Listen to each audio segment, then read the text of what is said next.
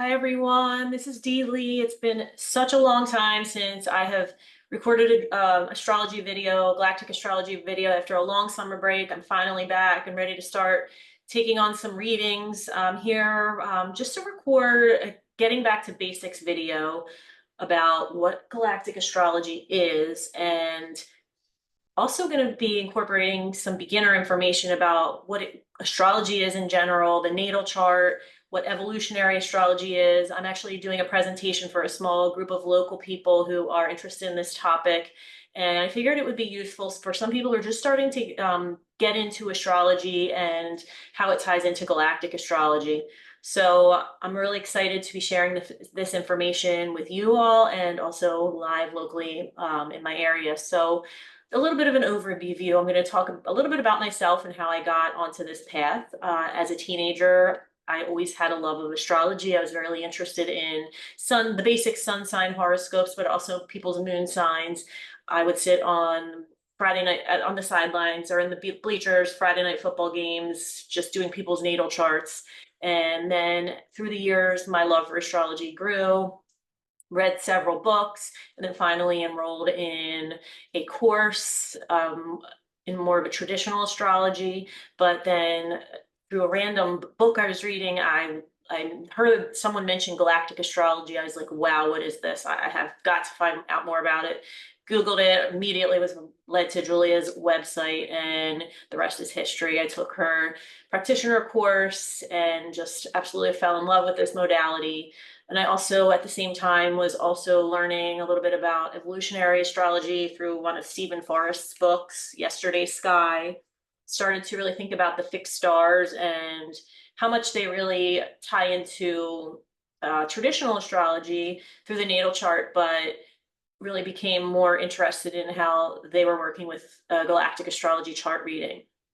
So then I became drawn to the path of shamanism and ended up just completing a 2-year program, shamanic training program, that taught me how to incorporate shamanic healing for myself and others. It has been a wonderful healing modality to get back past a lot of blockages for myself, and now I'm able to share this gift with other people. And I'm going to speak to you a little bit about how I incorporate this with an evolutionary astrology reading or a galactic astrology reading. And I'll be talking about, I'll be showing you a sample reading just to show everybody how I go about doing a galactic astrology reading. So I am also an artist in addition to being an astrologer. I basically was born with a paintbrush in hand. I've always had a love of acrylic painting, then moved on to oil painting in college, and then started to get more recently into the possibility of being a spiritual channel through my art. So on my website, also have a section where I am channeling digital works. I do channeled oil painting works. But it's really cool how the findings of a galactic astrology reading or a shamanic session can also be tied into a digital mandala that can be used in addition for further healing. And then I'm going to show a couple samples of my latest recent works that were created digitally. This one is entitled Crown Chakra. This is a third eye mandala and throat mandala. I was going through a course I just was creating about chakra healing, and really felt drawn to creating these digital mandalas to help people activate their own healing. So when you look at these mandalas, you're getting downloads to help heal the different chakras. And this was just another more fun one to celebrate the recent fall equinox that we just celebrated a week and a half ago. So what is astrology? Gonna get back to the basics. And astrology is, I could spend lifetimes going over what astrology is. This is just a very basic definition. From Britannica.com, astrology is a type of divination that involves the forecasting of earthly and human events through the observation and interpretation of the fixed stars, the sun, the moon, and the planets. A natal chart reading is a blueprint of your personal psychology for your life based on the exact time you were born. I see the birth chart, the birth date, time, and place as kind of a portal into this earthly existence. You'll see aspects of this chart can relate to your past lives on Earth and your past lives around the galaxy, your childhood self, your current self, the self you are still becoming. The natal chart is a good place to start to learn about things that need to be healed in your past, um, all these past lives and the patterns that have been occurring over and over again during this lifetime and these past lives. So traditional astrology or Hellenistic astrology does not pull in the energy of the constellations at all. It has nothing to do with the fixed stars. The zodiac consists of the signs you're probably most familiar with that you'll like find in magazine horoscopes, the 12 signs. And the zodiac bases the signs off of the seasons, not the constellation. So this is the tropical zodiac. So it's purely sun-based, and it is about the signs always being in the same place along the ecliptic. So the tropical zodiac is sun-based, and the signs are always set in the same place along the ecliptic, which is the path that the sun appears to take as viewed from Earth. And that means that 0 degrees Aries will always start at the spring equinox, even though there is a concept called the precession of the equinoxes, where you might hear that we are no longer, Aries is no longer Aries, and Taurus is no longer Taurus because of this precession of the equinoxes. And that was never the case with the tropical zodiac, because it's based on the archetypes moving through, starting with the spring equinox at 0 degrees Aries, and Aries always pulls in that energy of spring and the initiator, getting things started. And it does not matter what fixed stars are behind the sun at that time. It's always just going with that archetypal pattern based on the spring equinox starting at 0 degrees Aries. So for people who say Aries is no longer Aries, it was never that way anyway with the tropical zodiac. However, if you're using the sidereal zodiac, it does pull in the energy of the fixed stars, and it can change based on the precession of the equinoxes, or the wobble of the Earth spinning on its axis. So the shift of constellations will never really affect the tropical zodiac. You have to pay attention to what zodiac you're using. So an overview of what we'll discuss here in terms of astrology. We'll discuss the natal chart, some basic aspects that would be relevant for a galactic astrology reading, like the conjunction and the opposition. And we're going to talk a little bit about what the houses are in astrology. So first, the houses. If the planets are the actors, the houses are the stage where these things take place. So if you're talking about your sun in the 7th house, the sun is the actor. The 7th house is the stage, and the 7th house is the house of relationships, marriage, partners, business partners. So if you have your sun there, and your sun represents your life force, your vitality, your joy, how you shine in life, then you would probably be really, really depending on other aspects in your chart always, but you would be really a relationship person. Relationships would mean a lot to you. So when we're talking about our astrological houses, we are really talking about the stage where this planet is performing. So the first house would be about yourself, your appearance, your body, your identity, or your approach to life. The second house is about money, income, your what you value, what's important to you. Sometimes this could be related to your job, because obviously that's how you make money, but it could also just be what's important to you. The third house is the way you're thinking, you're communicating, how you teach, how you receive information, early education. Also is the house of siblings and your local neighborhood. The fourth house is your roots, your home, your family, your foundations, your mom. It could also be your bloodline, and it could be the core of who you are based on that. So it's kind of like your inner self, your inner world. The fifth house is a broad house. A lot of these houses are broad, but it's about love, passion, romance in one hand, but it's also about creativity and fertility, and joy and self-expression or leadership on the other hand. And the sixth house is the house of health, but also the house of service and daily work routines. So it might not be your legacy or your what you came here to really do, but it's how it's showing up for you in the everyday life. It's your everyday routine. The seventh house we talked about already is partnership. The eighth house is how we, well, it's weird. It's the house of taxes and inheritance. So it can be the money you give away or have to give to others, or the money you're getting from others. It can be loans, assets, property, but it also has to do with intimacy, bonding, merging with another, how you're sharing with others. Maybe it also can be related to codependency, where you're so involved with another that you've forgotten how to be yourself and live on your own. Um, it can also be considered the house of the occult, things that are hidden from others or things that are taboo. And sometimes people see this as the house of death or loss. And I think for that reason, it also has been talked about as a taboo place, because a lot of times over history, we've been taught to fear death or fear the unknown. So a lot of times I associate this with that concept of the unknown. And some people could see this as astrology itself, witchcraft, things that have been hidden from us over the years. But we kind of can combine that or lump that into the same category, similar kind of category as death, because again, it is unknown where we go after this. And there's a little bit of fear around that. The ninth house, travel, wisdom, spirituality, higher education, your philosophy on life. It can be law and religion. The 10th house is your career, long-term goals, your reputation, your public image. It can also be the house of your father. The 11th house, groups, friendships, humanitarianism. It's kind of the house of the future.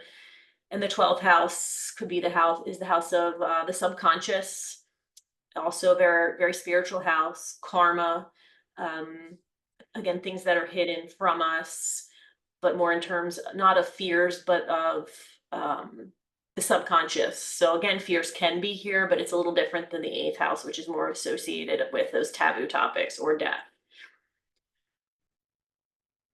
And again, the meanings of these houses are really different based on Hellenistic or traditional astrology versus modern astrology, because in more recent years, some of the modern astrologers started to associate the houses with the signs, and Hellenistic astrologers would say not to do that, but modern astrologers do. So some would say the first house is Aries, the second house is Taurus, but I would do what works for you, what makes sense to you. So what is evolutionary astrology? It wasn't until I began to focus on Earth and galactic past life readings through the natal chart that I was starting to enlighten myself and others to karmic blockages that have been really holding myself back or others back at a subconscious level for so long. So a lot of people, even if they got a reading from me, they might have been aware of their patterns or things that were holding them back, but they didn't understand why. So this work has been extremely healing for myself in terms of just unblocking things that I didn't really know why they were there. And it's also been helping my clients move forward too with their healing. So evolutionary astrology is a form of astrology that uses Pluto and the nodes, which we'll go over what they are, to study the evolution of the soul from lifetime to lifetime. It's not just talking about this life and your personality here and now, or what, predicting your future. It's going to talk about how your soul has been evolving over many lives. And some of these lives could be galactic. And what is karma? How do I see karma? Because this will tie into it. Some people might see it as an eye for an eye, but I see karma as being imprinted on your soul in terms of trapped emotions in the energy body. In shamanism, we call this an intrusion. It's when you have something happen to you in early childhood or even in a past life, and you carry this with you. You carry this imprint over many lifetimes, and sometimes you come back to heal this and learn to see it as a lesson and something you need to grow and evolve out of. And it's not necessarily an eye for an eye, like in a past life you were a thief, so now in this life people are going to steal from you. That's not how I see it. So what are the nodes of the moon? We can really begin to see how important they are in galactic astrology, but specifically in evolutionary astrology. The lunar nodes are 2 points where the moon's orbital path crosses the ecliptic, which is the sun's apparent yearly path on the celestial sphere. This is from Wikipedia.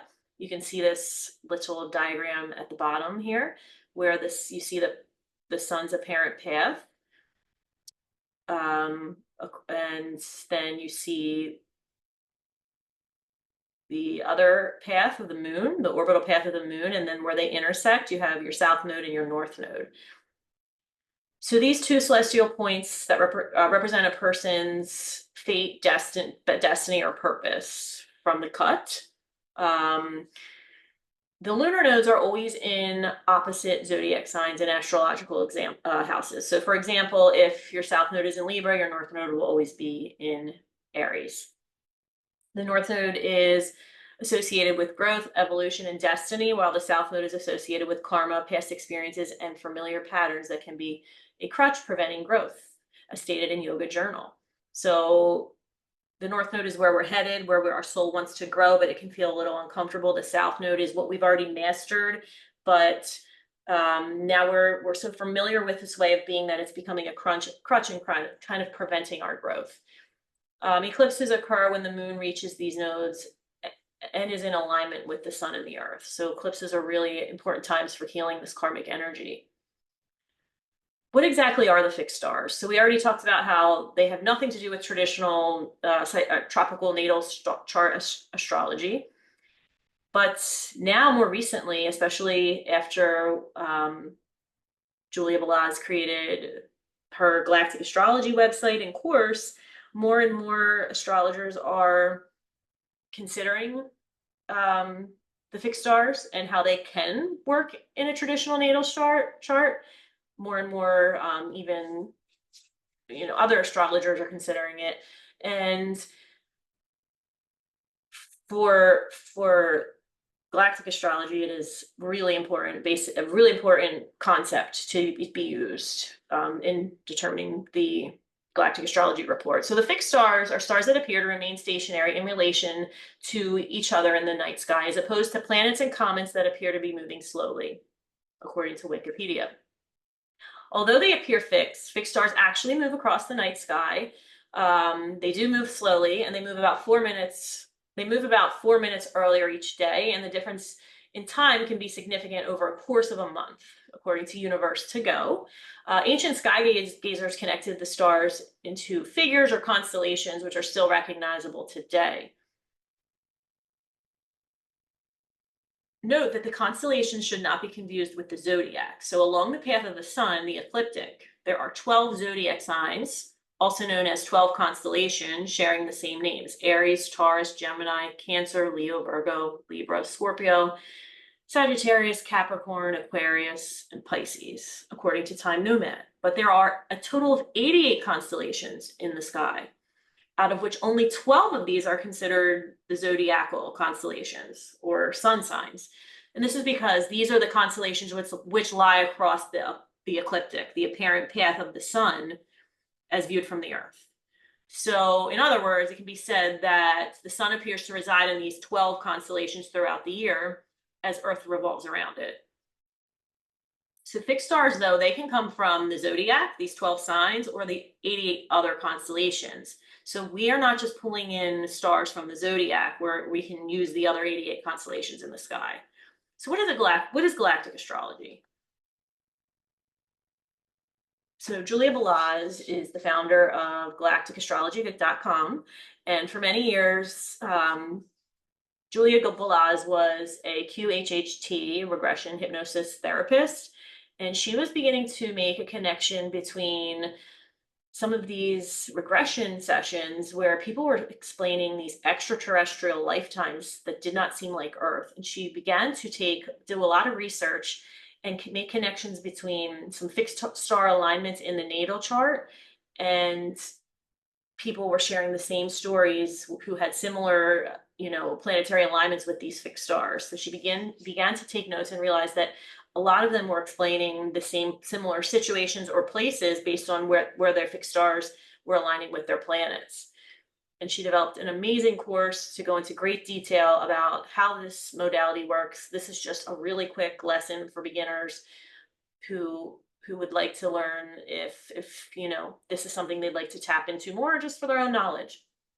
So galactic astrology uses one's intuition first to tap into these galactic connections. Intuition is taught to always be trumping everything else. So if you find an alignment of a planet to a fixed star, but your intuition is saying that doesn't seem right now for this person, then you move on, and you don't really connect with that connection. Perhaps maybe it's just not meant to be shared with the client at this time. Galactic astrology uses the natal chart and how planets and points connect with fixed stars in order to connect more to past lives. So we'll be going on about that. We'll be going into more detail about that shortly. It also uses house and sign connections to make interpretations as well. So we're looking at how planets and points like the nodes line up with fixed stars to connect to past lives outside of Earth. So some past life indicators. Not all connections in the natal chart are equal, and not all signify a past life. So one of the major things in a chart is the conjunction. The conjunction is when a planet and a fixed star are within 2 degrees of each other, and can indicate a past life based on this fixed star planetary conjunction. Another really important one that can indicate a past life is the opposition. This is when a planet and a fixed star are directly opposite each other on the natal chart. And then again, there are some other connections that can be made via other points, other aspects, but they can still indicate a past life. Again, intuition always comes first. And the order of the planets matters. So a fixed star conjunction or opposition to Pluto, way far out there in our solar system, indicates a past life way back to your origins. So if you want to see where Pluto, it's kind of like how Pluto is far out from where we are, it's also indicating if you have a fixed star conjunct or opposite Pluto, that this is way back in your timeline, back to your origins or close to your origins. Whereas a connection closer to Earth, like the sun or the moon, means a more recent life. But again, intuition trumps.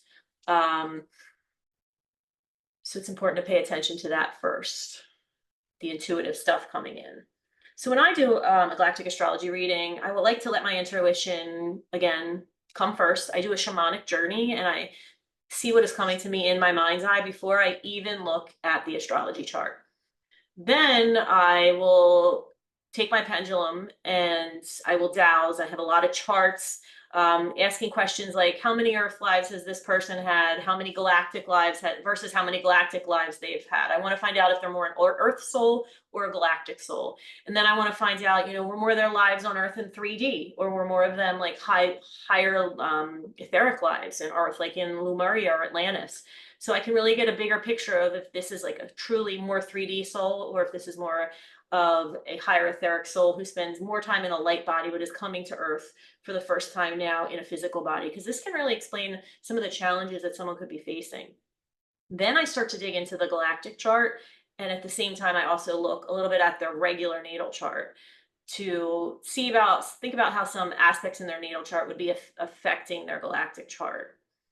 So pulling up the galactic astrology chart, it looks like this. And this is where I start to use, after my shamanic journey, I start to use a pendulum to dowse. And I'll say, all right, let me look here at Pluto. We start with Pluto. I don't see any conjunctions or oppositions. So I'm going to ask, is there a past life connection here? And if the answer is no, then I will move on to Neptune. And at Neptune, I don't see, because Neptune would represent our next most ancient life, or possible origins if there were no connections to Pluto. Still, I don't see any conjunctions or oppositions. So I'm getting a no with my pendulum. I'm going to move on to Uranus. Okay, I see an opposition here. Lyra constellation, Vega, is opposite Uranus. Uranus is in Cancer in the 11th house. Okay, I dowse. Is this a past life for this person? Yes. All right. They had a past life in Lyra, Vega. I know that's a starting point. However, then I start to say, but was this their origin? Sometimes it is, sometimes it isn't. So again, that's where I'm trusting my intuition. Then I'm moving on to Saturn here. Saturn, so Uranus, Neptune, and Pluto would signify more ancient lives. whereas Saturn and Jupiter would be more, and Mars and even Venus would be more recent or more mid-road lives. But I'm looking at Saturn, I see a conjunction. That could be a past life, I doubt. I gotta know. Maybe there was a past life there, but it really isn't significant. Maybe there wasn't a past life there, even though it's showing up as a conjunction. So I'm moving on from that. A galactic astrology chart would take years to deliver if we were to really go over every single fixed star connection. So we want to just focus on what's truly important for the client at this time. So then I go to Jupiter. Jupiter has a conjunction with Capulus. Is this a past life? I got a yes. So I know that this is a significant past life for this person. And then I'm moving on to Mars. Mars is in Scorpio in the 4th house, conjunct Beta Centauri. Was this a past life? The answer was yes. So you can see how this process goes, how we're eliminating some of the even conjunctions and oppositions, and we're asking what is really important for this client to know at this time. It's important to note that the conjunction often will represent a past life where the energy is now in this lifetime easy to incorporate or to embody, whereas an opposition could mean that there is a little bit of karma there or energy that's challenging for you to really work through in this lifetime. So there are differences between the conjunction and opposition and how they turn up in your life, karmically speaking. But when we're doing a galactic astrology printout, you can print out this really simple chart that basically shows you only the conjunctions and the oppositions. And you can just easily go down in dowels and say past life, yes or no. And here you can see I've outlined where the past life started for this person above Pluto, where this red line is drawn. Sometimes the planets here, Lilith, Chiron, or even the vertex or the part of fortune, which are not planets, they're points, they can signify a past life connection, an ancient origins connection, if you see a conjunction or opposition further up somewhere in the chart. So getting to my sample reading, I did a shamanic journey, and what I saw for this person's sample reading was this swirling green snake-like energy. And I was tapping into the fact that this was their first 3D life on Earth. And they were she was a scout for her home planet. She came here to test out the waters. Some of the people or the beings from that planet want to come here, but they're not really sure they're ready to yet because it's such a dense place to be, and they're kind of sending her, and she's reporting back to them subconsciously. But she has gotten caught up in the heaviness of being here and being in the 3D body because she comes from a non-physical world with many elementals and light beings. This feels like a heavy place for her. She's kind of developed a fear from being here and has a little bit of some health issues she's experiencing from this. But she's here to heal karma from this life that she's accumulated from being here, and also she's here to heal galactic past lives. She's actually had more lives in the lost lands on Earth, Lemurian Atlantis. She was here pre-Lemuria, even pre-human. I mean, before any humans were here, before Lemuria or Atlantis, civilizations were forming.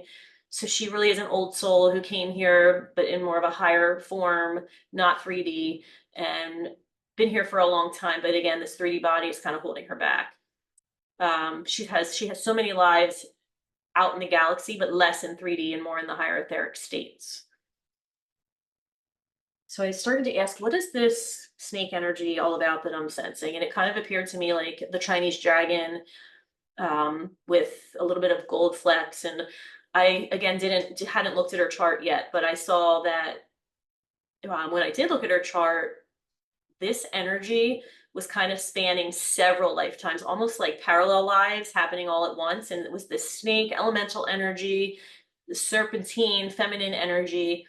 And when I looked at her chart, I saw that it was spanning Cancer, Leo, and Virgo. And it also happens to be where a lot of her planets are in her natal chart, her traditional natal chart. So it was interesting because the connections that I made with the pendulum, I was able to sense that a lot of her connections came before that first one that showed up in the natal chart with Lyra. So I was like, I think there's more here to this person. Lyra wasn't her first experience. So what I was sensing was Procyon, Her energy was near there in Cancer. She had a parallel life in Hydra, which is in Leo. And also she had another fixed star that was coming in the Ursa Major, Big Dipper constellation in Virgo. So it's a random star that I didn't even hear of before. I had to do a little bit of research on it. I won't get too much into that now, but what I thought was important was that her star, her origins out in the galaxy with this elemental snake energy was all in the same area, Cancer, Virgo, and Leo, but also those are where most of the planets are in her natal chart. So I thought that was really interesting that I feel like she's here to heal from this karmically, but also, those signs are so important to her in this life. And we'll get more into that. But when she first started, she was starting out as an 11th dimensional being, and then she was stepping down gradually. Then she went to the ninth dimension as this elemental energy. And this was long, ancient history. If we're using the timeline of the Galactic Wars, and when we talk about the Lyran Wars, if you don't know about that, there's this theory that life in our part of the galaxy started in Lyra, and then when beings were evolving there, wars started to break out, and a lot of people in doing a galactic astrology readings will use the Lyran Wars kind of as a reference to determine when something is happening. Oh, is this a lifetime before the wars, during the wars, or after the wars kind of thing? So we can see that she's ancient. She's here as this energy before the wars. And again, here's the natal chart where you can see so many of her planets showing up in mainly Leo, a little bit in Virgo, but also in Cancer. And that is where these first three stars showed up for me when I was using my pendulum to dowse where her origin started. So I think also being in the 12th house with the South Node also in the 12th house, we know also Pluto in the 12th house, we know that this is really connected to karma, and she's here to heal from this. So when I go back to that Lyra connection with Uranus in the 11th house, Cancer opposite Lyra in the 5th house, Capricorn, I'm tapping into this first life that we can pick up based on the chart in Vega. And again, this is happening in ancient history before the Galactic Wars. It's still the snake energy. Now she's stepping down though. She's into the seventh dimension. And we're dealing with the 5th and the 11th house. So this can be a self energy being the 5th house versus the collective or group kind of vibe. The house of your own personal joy versus sacrificing for others or serving others. So what I got from this reading was that she was preparing for the arrival of humans to actually becoming the 3D bodies, to be starting to walk on the earth or the Lyran planet.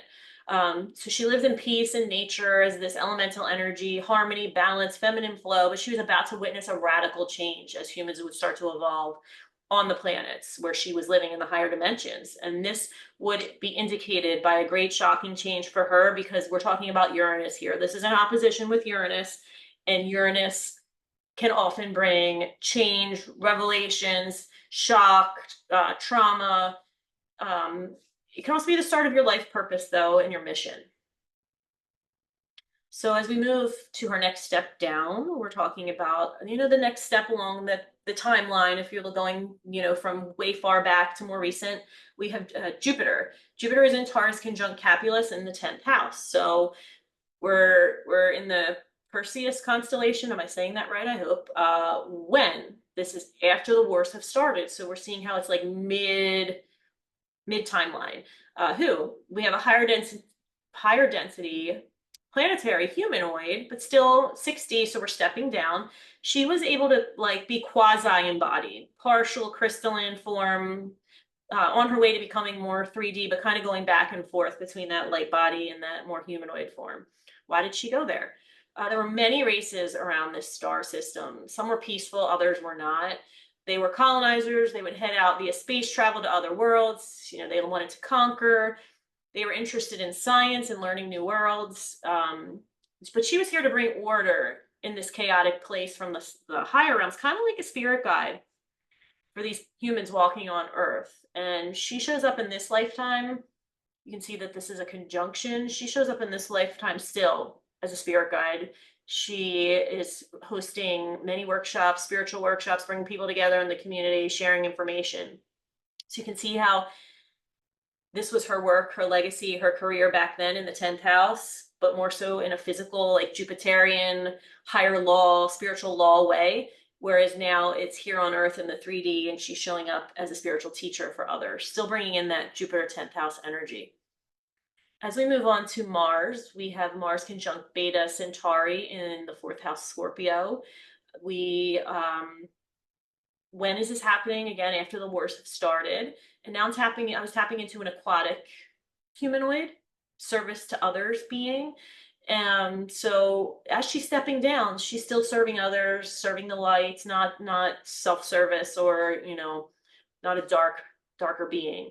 And why was she here? So this is where she saw a lot of war. We're talking about Mars. We're also talking about Scorpio. So things can get deep, intense.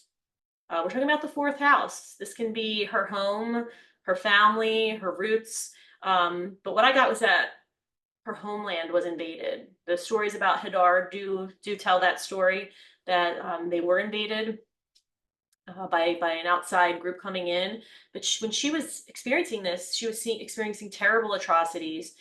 So, she is really here to heal this loss, find her roots again in a 3D form, find her connection back to source while living in a chaotic world, as we can sometimes experience here on Earth, especially as we're moving out of the third dimension. So these star seeds that come from Hadar, they are very empathic. They're masters of spiritual evolution. They're healers, galactic travelers, capable of time travel and manipulation. They saw peace on their homeland, and then a lot of them experience peace turning to war and destruction and loss. So she's really healing from that moment of loss and how things turned out after that. This is also connected to her South Node, which I'll talk a little bit more about later, but she was more, just to paraphrase that, she was born as a leader in this lifetime into a prominent position, a prominent family, and she had to make some really serious decisions that still feel like she's healing from, some of the decisions she had to make based on this. The next step down is her moon. Her moon is conjunct Orion in the 10th house of Gemini. When was this happening? This is when Orion was ascending from third dimension to the fourth dimension, very much so like we're doing here on Earth. And this was more recent times in her galactic history because we're talking about the moon.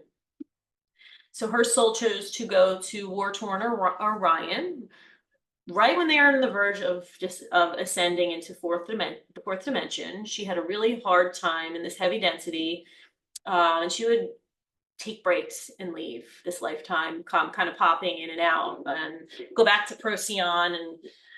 And it's almost felt like she couldn't handle the pressure there, and she decided to leave. But she's here again on Earth during a similar time to again connect back to source and oneness and wholeness, and finding herself at home here during a time of chaos. So the Orions, they healed in one timeline, they were able to ascend, but in a lot of souls who didn't want to finish their healing then and there, chose to come back here to Earth to finish kind of that karmic pattern.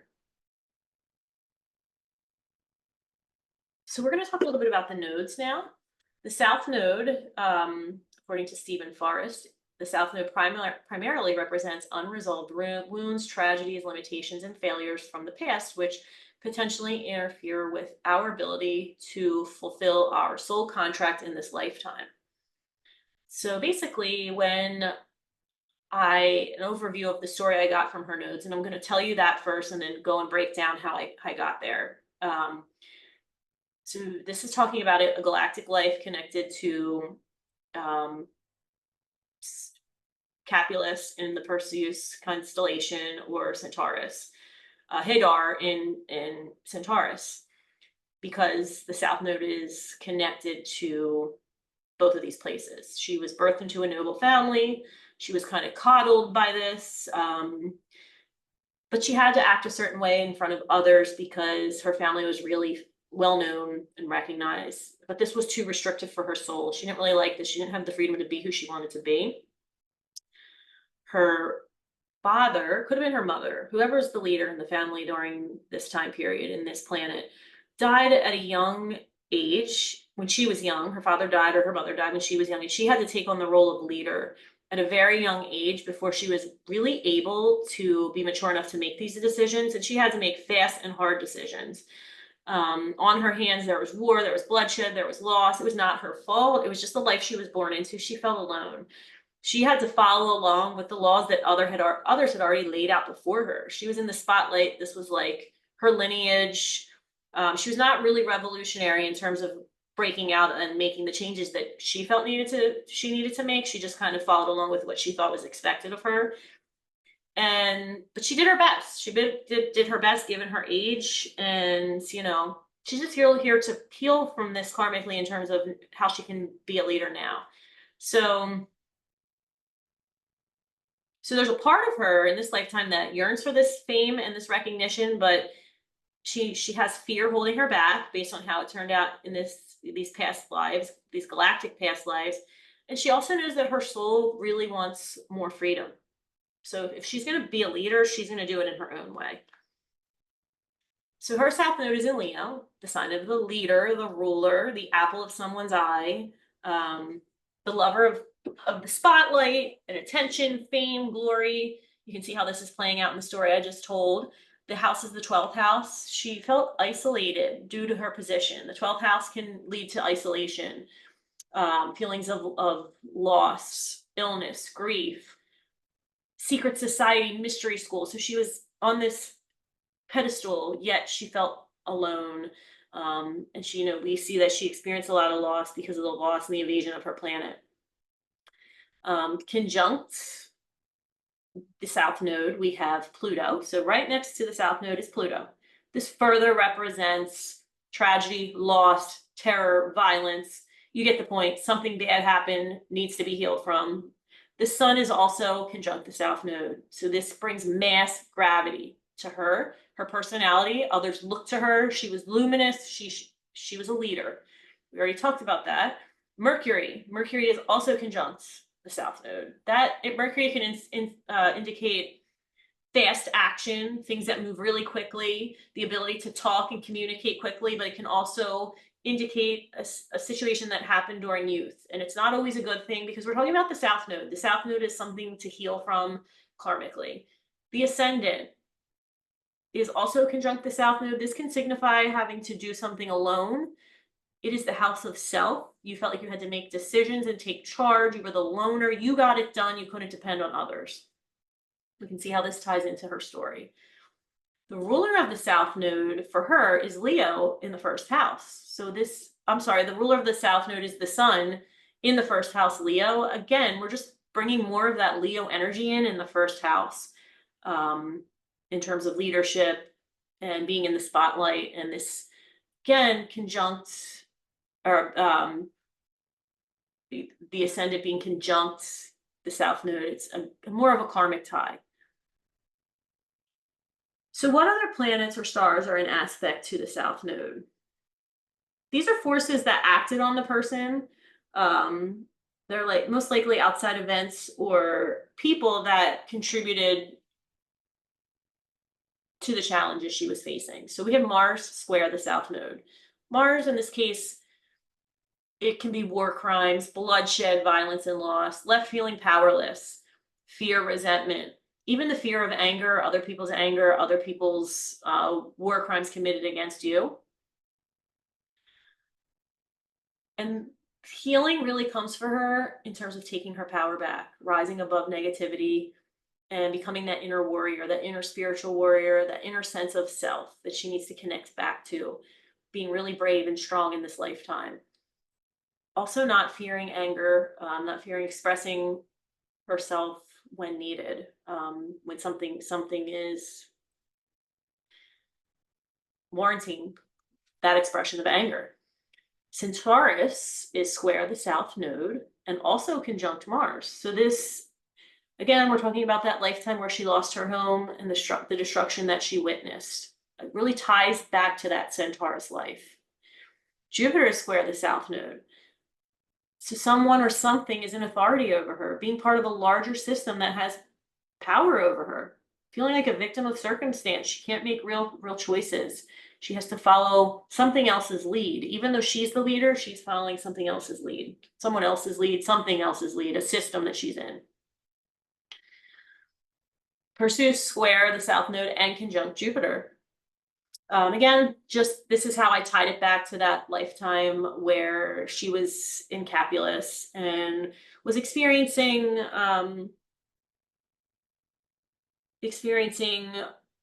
the people who were in 3D walking on the planet where she was, and things kind of spiraling out of control, and her feeling like she was trying to spread this mission of love, but it was really hard to do.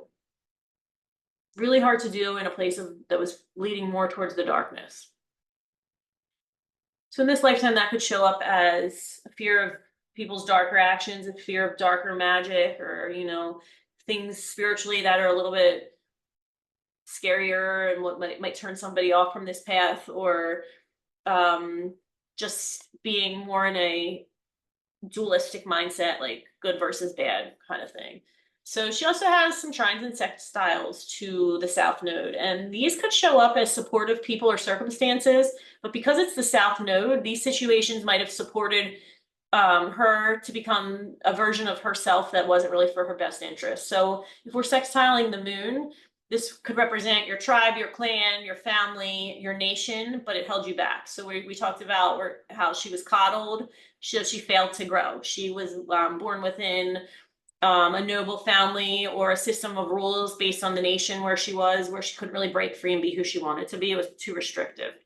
The sextile to Neptune can represent spiritual beliefs that were making her be restricted or held back, a sense of isolation or denial, a sense of escapism. So you can see how this is really tying back into that same story that I tied together through the South nodes. Now, if we're looking at the North Node, the North Node resolves the problems of the South Node and represents new and unexplored territory for this person. It represents the person's evolutionary intention and soul contracts. Due to inexperience, the person will often feel awkward in these areas of life or will avoid it altogether. So it's a challenging placement in terms of growth, but it's where you're meant to go. It's what you're meant to step into. And all of this comes from Stephen Forrest's wonderful book, Yesterday's Sky. So her North Node is in Aquarius. This just further says that she's meant to do what her soul wants to do in this lifetime. She is supposed to be free and authentic. Even if she comes off as a little strange or the outsider, she's supposed to step into who she really wants to be. And her North Node is in the 6th house, so she's supposed to get back into her body, be more physical.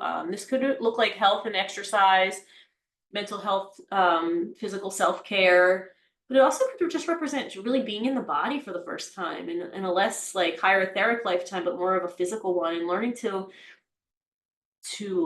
adapt to that, learning to evolve in a more dense human form. But she's also here to serve others. So whatever she's doing in 6th house is the house of service, part of her lifetime here is to help others. The planetary ruler of the North Node is Saturn in the 2nd house, Libra. So when we're talking about the 2nd house, we're talking about tapping into doing what matters to her, staying away from things that don't matter to her, that she does not value, and only doing what is really important to her. And just to live a balanced life. Make sure she's carefully weighing all her options and thinking things through before she jumps into making any rash decisions. And I think that will really help aid her in leadership roles that she might pursue in this lifetime. So that was just a brief overview of a sample reading. But next I'd like to talk about what I would now do with, in terms of shamanic work to help heal this. So shamanism is an ancient healing and spiritual practice used worldwide, comes from many ancient cultures around the world, one of the oldest forms of healing. The shaman typically enters a trance state to talk with spirit helpers, either in the lower world, the middle world, or the upper world, and it brings back divination for knowledge, healing, very powerful in terms of moving past blockages. And I would use shamanic practices along with other services being offered. So I can use it as a standalone session just for shamanic healing, but also I can look at the galactic astrology chart or the evolutionary astrology chart and see what needs to be healed karmically based on those findings in the chart. So one of the things shamans do is they command the second attention. When a shaman commands the second attention, he or she is able to rewrite old agreements, which are false belief systems that have been holding someone back in this life, past lives, galactic life, past lives. These agreements sometimes show up really strongly in early childhood if it's coming from karmically from a past life, because you're being reminded over and over again, hey, you might not know why, but this needs to be healed. So it could be a situation that just comes from you from your childhood memories, but is even coming from way, way earlier in terms of past life karma. So what we want to do is rewrite these old false belief systems and form new agreements that are more healthy. But sometimes in order to do that, a shaman has to perform an extraction. So when emotions are not resolved, they can become stuck in the energy body of an individual. These stuck emotions are called intrusions, and they affect the healthy flow of energy in the energy body, leading to weaknesses, holes, and tears. Intrusions can influence the mental, emotional, and physical and spiritual well-being of somebody. The removal of these intrusions in shamanism is called extraction. During this process, the shaman travels to non-ordinary reality to meet the spirit helpers that are able to help remove the intrusion and restore a balanced flow to the energy body. I believe intrusions can come from past life traumas. Again, and once that trauma, this trauma again is sometimes sent early in this lifetime to re-trigger that memory from the past life so that it can be healed. So it can be its own fresh new trauma for this lifetime, but can also just be a recurring memory coming from past life karma. And the shaman also can do a soul retrieval. Soul parts are bundles of life force energy imbued within our consciousness. And soul loss happens when soul parts move away from a person's energy field as it exists in present time. And often, due to a traumatic or upsetting experience, soul parts will remain stuck in ordinary reality, but in an old timeline where the event occurred. So this may look like part of your soul remaining in your childhood home or something upsetting happened as a kid. Soul parts can also escape to non-ordinary reality realms of the upper world and the lower world. And when soul parts are lost, we leak our life force energy back to the time and the place where the event occurred in hopes of resolving these difficult emotions. Sometimes soul loss can happen when we are hesitant to leave a positive place, person, or experience. So maybe we loved our childhood home and we don't want to leave there, and we're leaving soul parts there because we want to cling to that. But anyway, in order for us to feel whole again, we must call all these lost soul parts back. I also believe lost soul parts can be stuck in earth past lives and galactic past lives. So this is just another service. In addition to other services offered on my website, these are just a few services that I offer that would be relevant to healing some of the karmic findings in a galactic astrology chart reading. So how to reach me, my website is dlkevolve.com, or you can shoot me an email at dlkevolve@gmail.com. All right, hope to hear from you soon. Thanks for listening. Again, my credits for a lot of the information I shared comes from Yesterday's Sky by Stephen Forrest and The Prism of Lyra by Lisa Royal Holtz.